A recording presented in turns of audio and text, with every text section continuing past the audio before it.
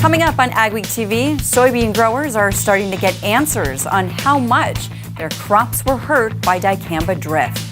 I'm Michelle Rook. I'll have an update on how farmers and ranchers are doing here in South Dakota after a summer of drought. And we'll give you a rare look inside a new sow operation in southeast North Dakota.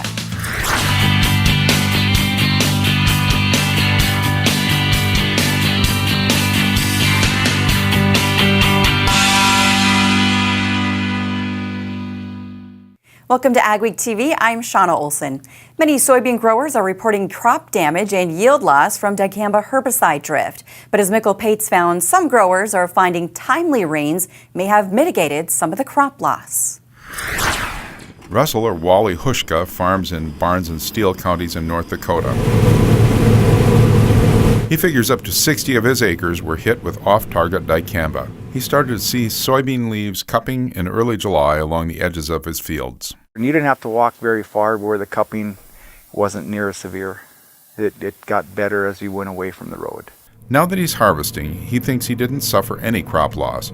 In fact, one of the affected areas came in a bushel or two per acre more than the unaffected part of the field. Hushka says timely rains in August helped perk things up. After we had the rain, they started to flower and they started to put pods on.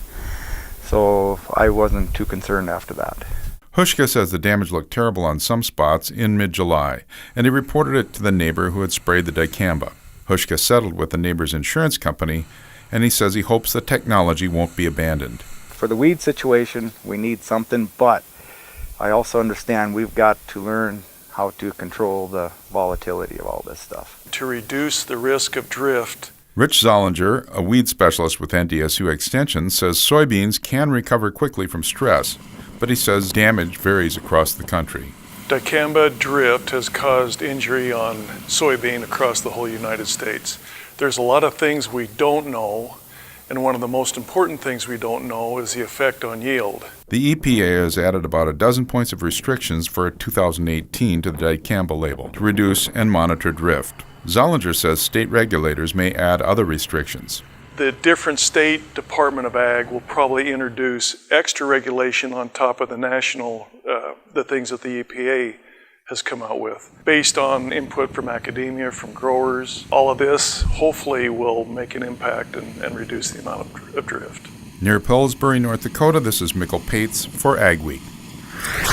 The University of Missouri is leading a survey for this year's crop to help form a plan for future years. The survey asks about environmental influences like humidity and airspeed.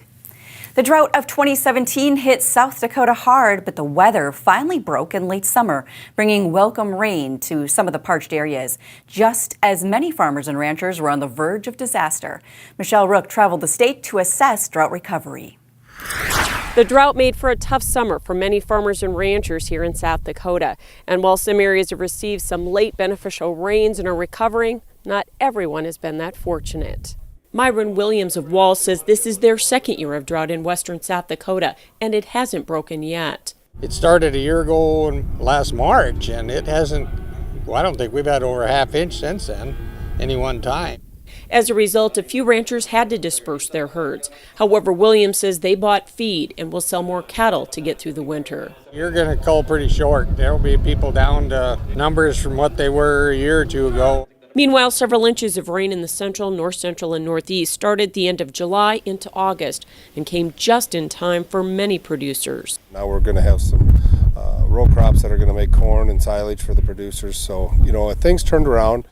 Those rains also slowed down the early cattle sales. About the 15th or 20th of July, just as things got on the brink of disaster, it rained. And it stopped all the pairs from moving for a little bit. And then we got some more rain, and then everybody kind of made it through then after that. Even areas east of the river that were D3 on the drought monitor have seen the drought ease, so the outlook is improved. And then the hay crop, of course, a lot of people planted millet and sorghum, and now they're putting that up for hay too. So we're in pretty good shape for feed. Many producers also received help from release of CRP acres and the LFP program, which will get them through the winter. In South Dakota, I'm Michelle Rook reporting for AgWeek. In western South Dakota, some producers may have to cull another 25% of their cows to make it through the winter. Getting trapped in a grain bin is a long-time concern in U.S. ag, and it's a growing problem. As grain bins continue to get bigger, the number of entrapment cases is rising. Jonathan Knutson recently attended a training session designed to cut the number of grain bin deaths. Grain bin entrapment is a serious concern in AgWeek country. The Fordville, North Dakota Fire Department is training to be better prepared if it happens here. So since we're a big farming community around here, there's a lot of farmers that have their own bins as well. We have multiple bins ourselves here. Adam Jallo works at the local grain elevator and is a member of Fordville's volunteer fire department. It's one of 5 in the area chosen by Ag Country Farm Credit Services to receive special grain bin rescue training and equipment. It's just good training for us as a department and departments around us to know how to react to a situation. You guys are the ones out in the field. You deserve all the credit. Craig Berg has led at least 1,400 training sessions on grain bin entrapment. He says it's so important to know how to respond to a grain bin accident. Every scenario is different, so I can't go over everything with them, but I'm here to give them a pretty good education and understanding of what to look out for and how to use our product. These volunteers have just spent 2 hours learning things they hope they never need to use. But if they do, they're more prepared. It could wind up saving your life. For AgWeek, I'm Jonathan Knutson. Each rescue unit costs about $3,500. Ag Country may offer the training and rescue units again next year, and fire departments can find out how to apply from their nearest Ag Country offices. Ahead on AgweekTV, we'll give you a rare look inside a big, new, state-of-the-art sow operation. My name is Joel Kaler, owner-operator of Kaler Farms in Lidgerwood, North Dakota. We make a patented product called the Cornstalk Guide. It's made out of UHMW, ultra-high molecular weight poly, which is extremely durable. Typically what you'll see on corn heads is the idler chain in the sprocket sticks out. We attach to the side of a snout. Our product will keep all the wear off the snout and get it to come into the head smoother without bouncing. I'm 120, 130, 130, 55, once around the block, 212 pipe right here, now have them times up. So if you're thinking about selling a piece of land, or you're looking to sell some farm equipment, or if you're thinking about a retirement or involved in an estate, give us a call. We'll sit down and tell you all about the Steffes way. We think it's a good way. That's how we approach it. If any of those are in your plans, give us a call or go to steffesgroup.com. Learn all about us. Hope to hear from you. Make every minute of the growing season count. Schedule your equipment for a genuine Case IH parts and service uptime inspection at Titan Machinery. Our professional service technicians have the training and experience to pinpoint and repair problems before they have a chance to shut you down during the season. Avoid the high cost of in-season downtime. Give yourself the peace of mind knowing your equipment is ready to work. Schedule your equipment today by going to uptime18.com or calling your local Titan Machinery dealer. That's Titan Machinery, providing you with genuine Case IH parts and service. Introducing the new Challenger 1000 series, tractors unlike any other manufactured by AGCO. Redefining what a wheel tractor is capable of when it comes to wheel slip, power to ground, and fuel economy. Today, it's not enough just to be tough. You've got to be smarter than everyone else, too. Contact your Challenger dealer today to get in the seat of the new Challenger 1000. Superior engineering, superior performance, superior productivity. The next generation of tractors from your Challenger dealer. At Superior Grain Equipment, we're committed to quality and service, offering you the best in grain storage and dryers for any size operation. Our experts will work with you to determine the most efficient and economical storage solution for your needs. We help protect your bottom line and your future with the industry's best bins and warranties. Make the superior choice for protection today and tomorrow with Superior Grain Equipment. A group of hog producers from the Dakotas, Minnesota, and Iowa have formed the Nelson County Pigs Cooperative. The Ransom Multiplier, a gilt development facility owned by the co-op, plans to move in late gestation sows by November 1st and begin farrowing soon after. The co-op will also supply breeding stock. Once pigs arrive, no outsiders will be allowed in. So recently, they gave Jenny Schlecht a look at the state-of-the-art barns. So the staff can reach from the back to work with the animals. Though it's still under construction, the Ransom County Multiplier hopes to have its first piglets on the ground by November 15th. It makes us a more closed unit. We can control our own breeding stock and we can control disease problems. We don't have to bring in gilts from other sources. So we're trying to control our own destiny. Helping those sows to farrow their piglets. The facility consists of several buildings, including ones for breeding and gestation, farrowing, gilt growing, compost, and storage. It's run by Sude Health and Production, an Iowa-based swine management company. This facility is important because it's got today's current technology and animal care to optimize their health and productivity. These crates are wider and longer. This allows the cooperative members to be under complete control of their replacement animals. Amos Bear is a member of the co-op. Grandchildren of piglets born at Ransom Multiplier could make it to his operation. And in the past, we've danced around from operation to operation to supply the breeding pigs. Now we'll be able to control our own destiny with this operation. The quality of the pig should be improved and the consistency of the breeding animal. And then it's got an automatic feed system in here. The facility is permitted for 5,000 sows. The first phase will be 2,500. We'll do our best to continue to be a good asset to the community. In Ingleville, this is Jenny Schlecht for AgWeek. The co-op also has a 5,000 sow facility in Lakota, North Dakota. Pork production is an increasingly important piece of the ag picture around the region, but some new hog operations have raised public concerns. A Rock Lake, North Dakota woman is working to change public perceptions. Carrie Moore has an extensive background in farming and large livestock operations. Now she works for the Soil Conservation District in Candu and volunteers for Common Ground North Dakota, a group helping farmers connect with consumers. Moore says in her experience, large-scale livestock operations are clean and safe and benefit the public. I just don't want everything that's said about it to be negative. There are a lot of positives for the communities that it goes into, the people that are able to be associated with it. Research, look into things, ask questions. We haven't had an odor complaint in the last 8 or 9 years, and prior to that we had a few, but we always passed the health department odor test. I think that it's important to consider maybe your neighbor's feelings, and we try and build them in a spot where it'll have the least impact on the least amount of people. Moore acknowledges that there can be odors, but she says most operations manage manure applications to minimize that. For much more on this story, check out Mikkel Pates' article in the latest AgWeek magazine. There's definitely a chill in the air now. Your AgriWeather forecast is up next, and later we'll show you the unique way a superior grain bin is built.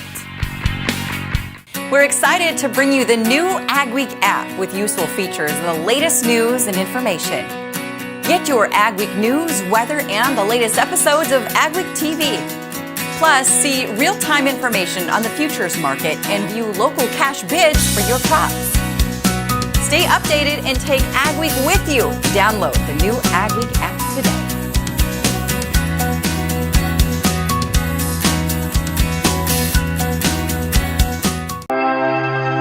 Mayo Manufacturing, your Red River Valley source for Batco.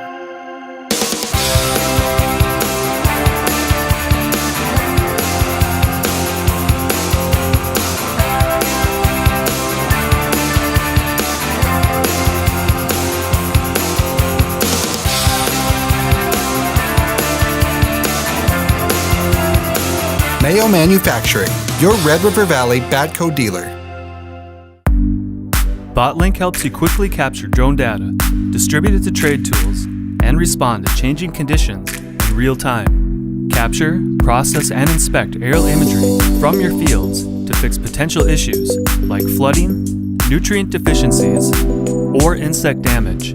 Easily upload drone imagery to our cloud-based software to create valuable, high-definition maps that will help save you time and make smarter business decisions to save you money.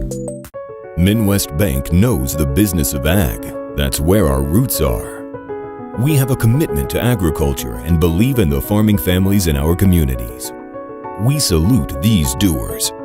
Your dedication to the land powered by financial resources is what gets things done, now and into the future. Turn to Midwest Bank, where we understand farming and can keep you and your operation going strong. Doers, welcome. Martinson Ag Risk Management offers a variety of crop marketing and crop insurance packages to our customers. With over 40 years of experience, our dedicated staff works hard to ensure you get the best advice on crop insurance, marketing, and risk management. Contact Randy or any of the staff at Martinson Ag Risk Management today at 701-205-4200 or visit us online at martinsonag.com. A significant shift in the overall jet stream weather pattern around the globe, specifically the northern hemisphere, right at about Halloween time has caused a fairly significant shift in the weather pattern. The high amplitude ups and downs of the jet stream are becoming very prevalent across the region, and we happen to be in the northern plains, upper Midwest Great Lakes in an area that is now getting some colder than average weather for the first time in a long time. With that colder than average weather has come at least one round of snow already into the northern plains, upper Midwest, and there may be more coming.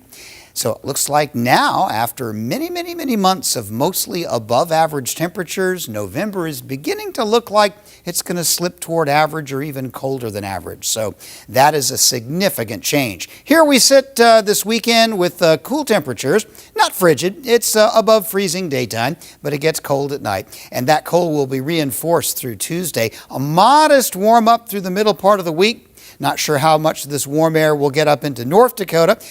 Some of it may, but it certainly looks pretty mild into South Dakota Wednesday.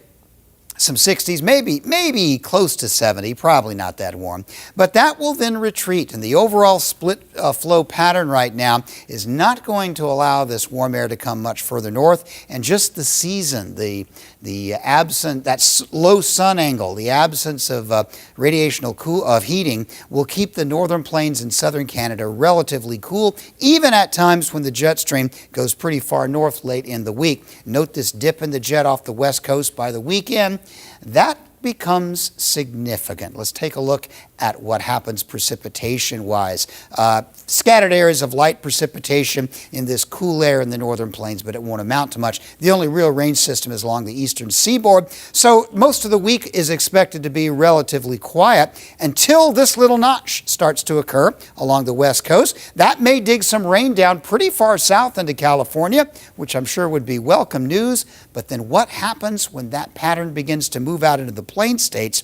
It could be perhaps another snowstorm for some part of the northern plains. That would be about a week into the month of November before that would happen. And I, of course, have no idea how much snow that might bring, but that's the way it looks right now. A colder, more active weather pattern for sure. So that second week of the forecast, 5th through 11th of November, we are going to get cool over most of the northern plains, upper Midwest, and very likely remain fairly cool through the period. So the overall jet stream pattern shift is resulting in an outlook toward colder weather, at least 1 or 2 chances of snow, and some of that may stick for a few days because we're looking at an overall colder weather pattern regime, meaning in some areas temperatures might even stay below freezing days for at least some of the next couple of weeks.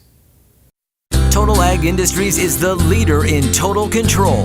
The future of ceramic nozzle technology is here today with the Total Ag Air Induction Turbo Nozzle, the only ceramic triple spray nozzle on the market. Works with all sprayers for better weed control and wheel tracks. They could be the last spray nozzles you'll ever need. Really impressed with them. It just amazes me how they work so well. Contact Total Ag by phone or visit totalag.com. My name's Joel Kaler, owner-operator of Kaler Farms in Lidgerwood, North Dakota. We make a patented product called a corn stalk guide. Helps guide corn stalks into the grabs and the chains a lot smoother without losing corn. The corn stalk, when it comes off of our product, it's already on the gathering chain instead of being able to hit that idler. Our product will keep all the wear off the snout and get it to come into the head smoother without bouncing. If you get right down to it, what's a farmer's job? Well, farmer's job is to feed people. Farmers collectively, our job is to feed the world. At Peterson Farm Seed, we get to have a little bit bigger picture right in our region. We get to help those farmers that we work with increase their productivity, increase the yields that they get on their farms, and as a result, more people can eat.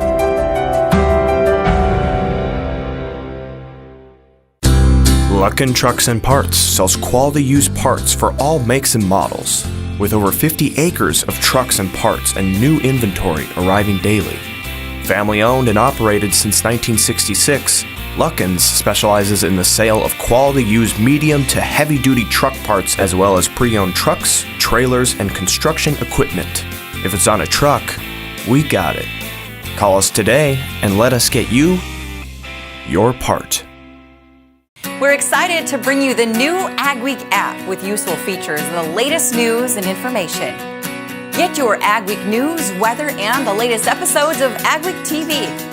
Plus, see real-time information on the futures market and view local cash bids for your crops. Stay updated and take AgWeek with you. Download the new AgWeek app today.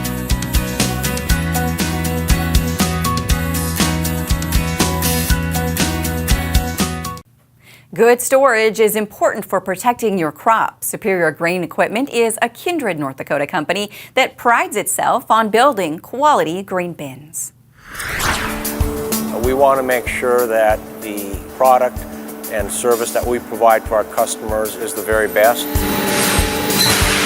It's a long way from a piece of sheet metal to a grain bin, but the machines at Superior Grain Equipment's plant in Kindred are specifically designed and engineered to make the process fast, but most importantly, accurate. It's also very important that they be accurate in order for parts to fit. Claire Rouser is the president and CEO of Superior. The company has been around for 40 years, but has been manufacturing their own bins for the past decade. I designed a lot of the tooling. It's always fun to see the end product. The work is divided between Superior's two plants in Kindred and Beersford, South Dakota. The roof and sidewall panels are made in Beersford. They start out as 25,000-pound rolls of sheet metal. After the sidewall sheet comes through the roll former, it goes to the shear, it gets sheared to length, and then goes into the post punch. The post-punch technique is one of the ways Superior grain bin construction is more accurate than other methods. After the sidewall sheets are corrugated and punched, they'll come to the roller here and they will get curved to whatever particular diameter we are looking for. Next, they move to the roof line where the bin's roof sheets are made. Right here, the sheet will come off our coil, get slit in half, and then sheared. As it comes down the line here, the two parts, one keeps going, the other one will wrap around on the bottom of the machine. From there, it goes into a set of rollers and starts to get formed. All the other parts are made at the Kindred plant, including a progressive roll former, specially configured by Claire Rouser. It's actually got 4 islands or rafts that can be removed and other tooling put on. Each island has 4 stations, so there's a total of 16 stations, and each station progressively breaks or bends the metal as it moves through the machine. One of the advantages of having a progressive roll former is that you have consistency. It is accurate. It's always, the materials are always the same, and they always fit very, very well.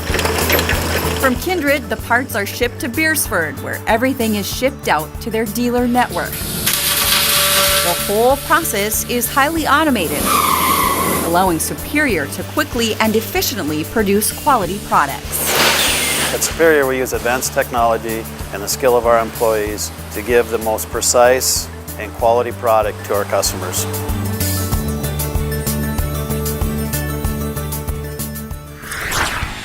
Harvest is a good time to see how healthy your soil structure is. We'll show you coming up next on AgweekTV. My name's Joel Kaler, owner-operator of Kaler Farms in Lidgerwood, North Dakota. We make a patented product called the Cornstalk Guide. It's made out of UHMW, ultra-high molecular weight poly, which is extremely durable. Typically what you'll see on corn heads is the idler chain in the sprocket sticks out. We attach to the side of a snout. Our product will keep all the wear off the snout and get it to come into the head smoother without bouncing. Where do you go for the latest news in agriculture? AgWeek magazine. Reaching over 30,000 farmers and ranchers in North Dakota, Minnesota, South Dakota, and Montana. AgWeek provides the most up-to-date information on the markets, the trends, and the people who make it all happen. We're your source for news, not fluff.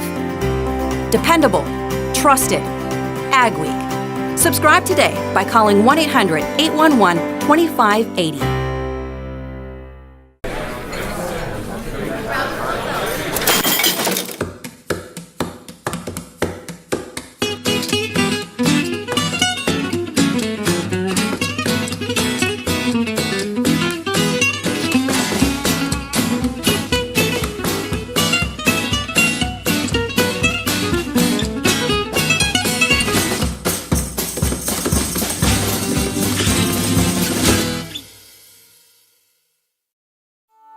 I'm Jenny Garth, and as a mother of 3, I know kids worry about a lot of things.